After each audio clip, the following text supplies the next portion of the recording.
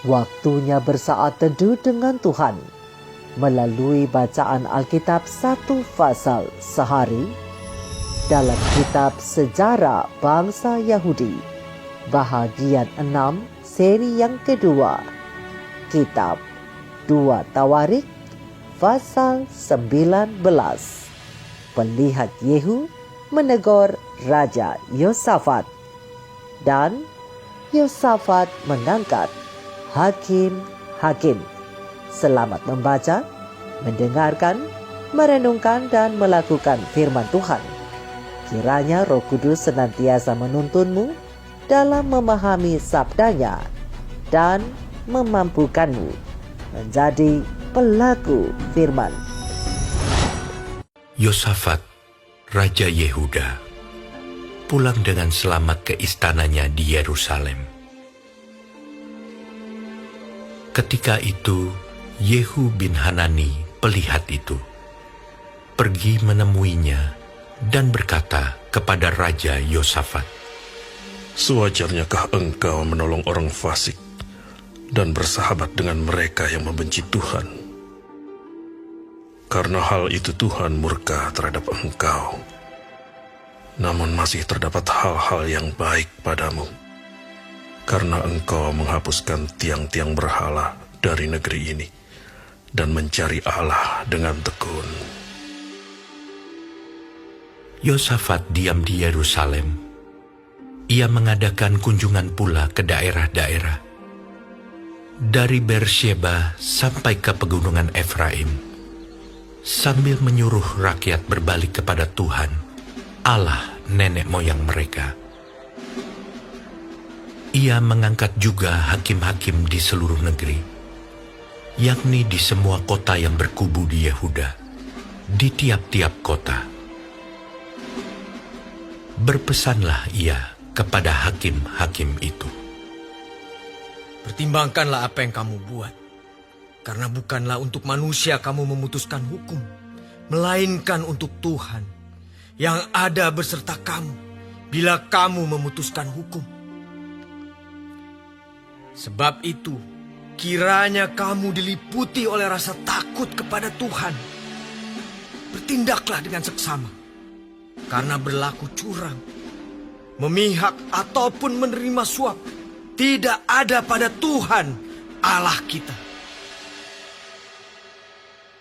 Juga di Yerusalem, Yosafat mengangkat beberapa orang dari antara orang Lewi, dari antara para imam, dan dari antara para kepala puak Israel, untuk memberi keputusan dalam hal hukum Tuhan dan dalam hal perselisihan. Mereka berkedudukan di Yerusalem. Ia memerintahkan mereka, "Kamu harus bertindak dengan takut akan Tuhan, dengan setia dan dengan tulus hati. Demikian, dalam setiap perkara yang disampaikan kepada kamu oleh rekan-rekanmu yang tinggal di kota-kota, yakni perkara-perkara mengenai penumpahan darah atau mengenai hukum, perintah, ketetapan-ketetapan, dan peraturan-peraturan, hendaklah kamu memperingatkan mereka, supaya mereka jangan bersalah terhadap Tuhan, sehingga murkanya menimpa kamu dan rekan-rekanmu. Hendaklah kamu berbuat demikian, dan kamu tidak akan bersalah. Dengan ini imam kepala Amaria diangkat sebagai ketuamu dalam segala perkara ketuhanan, dan Zebaja bin Ismail, pemuka kaum Yehuda, dalam segala perkara kerajaan. Sedang orang Lewi akan melayani kamu sebagai pengatur. Bertindaklah dengan tegas. Kiranya Tuhan menyertai orang yang tulus ikhlas."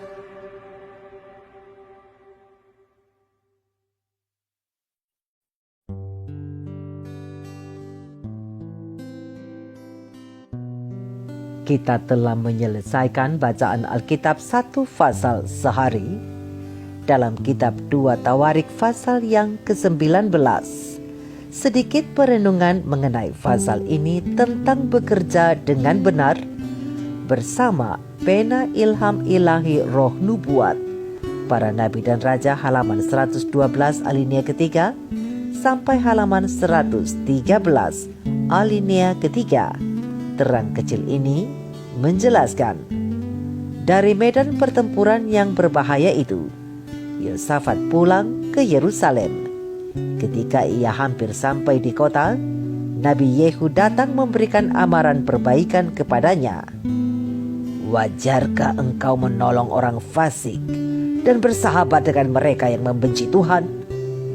Karena hal itu, Tuhan murka terhadap engkau. Namun masih terdapat hal-hal yang baik padamu, karena engkau menghapuskan tiang-tiang berhala dari negeri ini dan mencari Allah dengan tekun. Terang besar Alkitab 2 Tawarik 19 ayat 2 dan 3. Tahun-tahun terakhir dalam pemerintahan Yosafat, sebagian besar dipergunakan untuk memperkuat pertahanan nasional dan kerohanian Yehuda. Ia mengadakan kunjungan pula ke daerah-daerah dari Bersheba sampai ke pegunungan Efraim, sambil menyuruh rakyat berbalik kepada Tuhan, Allah nenek moyang mereka. Terang besar Alkitab 2 Tawarik 19 ayat 4. Salah satu langkah penting yang dilakukan raja ialah membangun dan mendirikan ruangan-ruangan pengadilan yang cukup baik. Ia mengangkat juga hakim-hakim di seluruh negeri, yakni di semua kota yang berkubu di Yehuda, di tiap-tiap kota. Berpesanlah Yosafat kepada hakim-hakim itu, pertimbangkanlah apa yang kamu buat, karena bukanlah untuk manusia kamu memutuskan hukum, melainkan untuk Tuhan yang ada beserta kamu. Bila kamu memutuskan hukum, sebab itu kiranya kamu diliputi oleh rasa takut kepada Tuhan. Bertindaklah dengan saksama, karena berlaku curang, memihak ataupun menerima suap tidak ada pada Tuhan Allah kita. Terang besar Alkitab 2 Tawarik 19 ayat 5 sampai 7. Sistem peradilan disempurnakan dengan didirikannya suatu halaman pengadilan umum di Yerusalem, di mana Yosafat mengangkat beberapa orang dari antara orang Lewi, dari antara para imam dan dari antara para kepala puak Israel untuk memberi keputusan dalam hal hukum Tuhan dan dalam hal perselisihan. Terang besar Alkitab 2 Tawarik 19 ayat 8. Sang raja memperingatkan agar para hakim ini berlaku setia. Kamu harus bertindak dengan takut akan Tuhan, dengan setia dan dengan tulus hati. Perintahnya kepada mereka. Dalam setiap perkara yang disampaikan kepada kamu oleh rekan-rekanmu yang tinggal di kota-kota, yakni perkara-perkara mengenai penumpahan darah atau mengenai hukum, perintah, ketetapan-ketetapan dan peraturan-peraturan, hendaklah kamu memperingatkan mereka supaya mereka jangan bersalah terhadap Tuhan, sehingga murkanya menimpa kamu dan rekan-rekanmu. Hendaklah kamu berbuat demikian dan kamu tidak akan bersalah. Dengan ini, imam kepala Amaria diangkat sebagai ketuamu dalam segala perkara ketuhanan, dan Zebaja bin Ismail pemuka kaum Yehuda dalam segala perkara kerajaan. Sedangkan orang Lewi akan melayani kamu sebagai pengatur. Bertindaklah dengan tegas, kiranya Tuhan menyertai orang yang tulus ikhlas. Terang besar Alkitab 2 Tawarik 19 ayat 9 sampai 11. Dalam menjaga hak-hak asasi dan kemerdekaan rakyatnya, dengan saksama Yosafat menegaskan pertimbangan bahwa setiap anggota keluarga umat manusia menerima keadilan Allah yang memerintah segala sesuatu. Allah berdiri dalam sidang ilahi. Di antara para Allah ia menghakimi, dan orang-orang yang diangkat menjadi hakim di bawah kuasanya hendaknya memberi keadilan kepada orang yang lemah dan kepada anak yatim. Mereka sepatutnya membela hak orang sengsara dan orang yang kekurangan, dan meluputkan orang yang lemah dan yang miskin, melepaskan mereka dari tangan orang fasik. Terang besar Alkitab Mazmur 82 ayat 1, ayat 3, dan ayat yang keempat. Saudara dan saudariku, orang yang hidup mengasihi Tuhan biasanya akan mendorong orang-orang lain di sekitarnya untuk juga hidup mengasihi Tuhan, seperti halnya Yosafat. Sebagai raja, Yosafat bukan hanya memperhatikan rakyat yang berdomisili di pusat kerajaan, namun ia juga mengunjungi rakyatnya di daerah-daerah, bahkan yang berada di wilayah pegunungan. Dan sebagai raja yang mengasihi Tuhan, Yosafat mendorong rakyatnya untuk hidup benar. Menyadari bahwa ia perlu tenaga bantuan untuk menjalankan pemerintahan yang benar, Yosafat mengangkat hakim-hakim dengan disertai instruksi bahwa mereka harus melakukan pekerjaan dengan mengingat bahwa mereka bekerja bagi Allah dan bukan bagi manusia. Sebab itu, mereka tidak boleh curang atau menerima sogokan.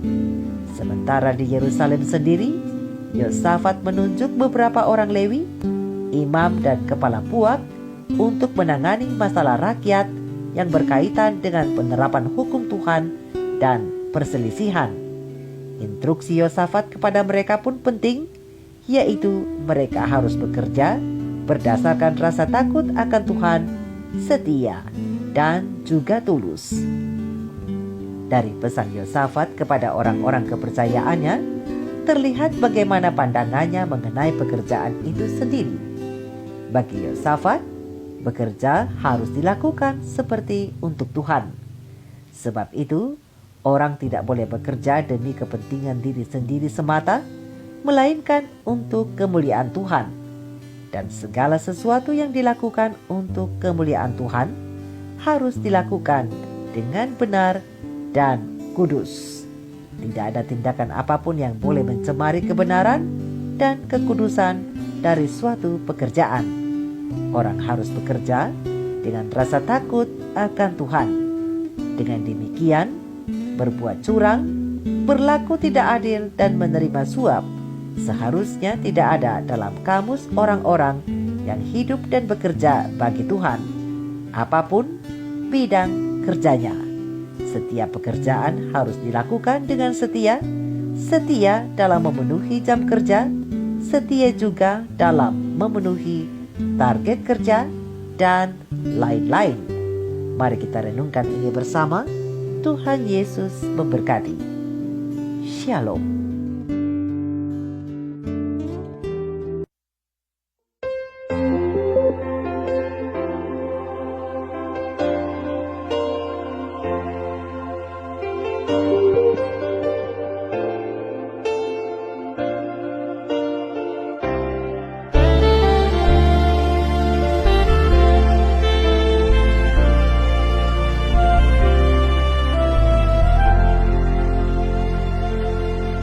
Jiwaku sungguh merindukanmu. Waktu pagi hari ku bangun cari wajahmu, karena kau telah menolongku. Di bawah naungan sayapmu ku bersuka cita.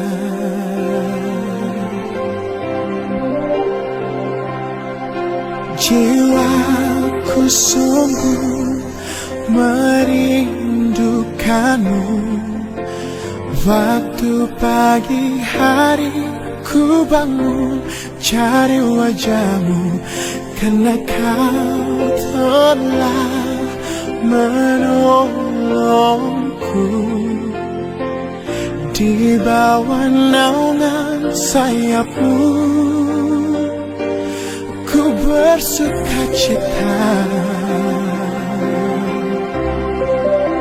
Sungguh ku cinta kau, sungguh ku cinta kau, sungguh ku cinta kau. dengan segenap hati, dengan segenap hati.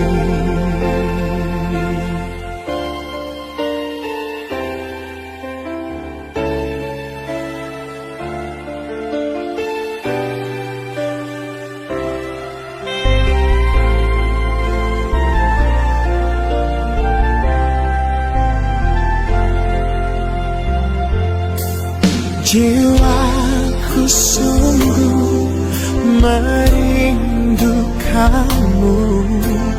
Waktu pagi hari ku bangun cari wajahmu, karena kau telah menolongku. Di bawah naungan sayapmu ku bersuka cita. Sungguh ku cintakan, sungguh ku cintakan,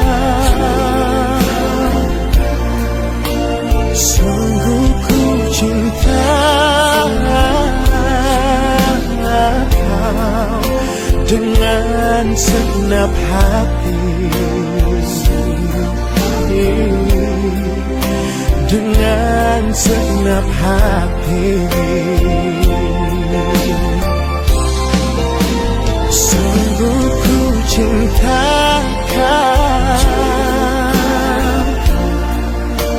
sungguh ku cintakan, sungguh ku cintakan dengan segenap hati, dengan segenap hati.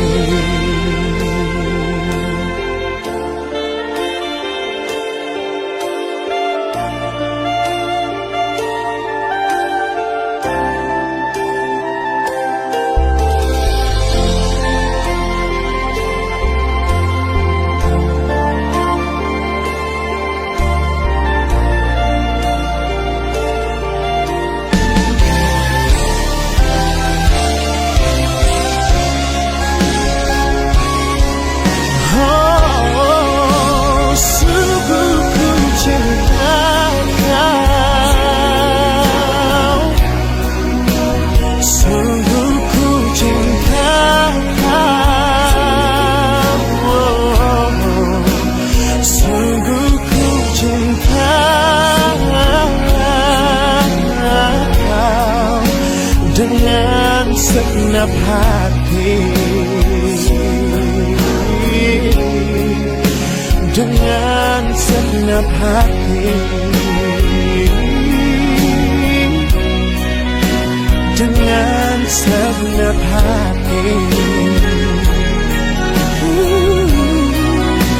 dengan segenap hati.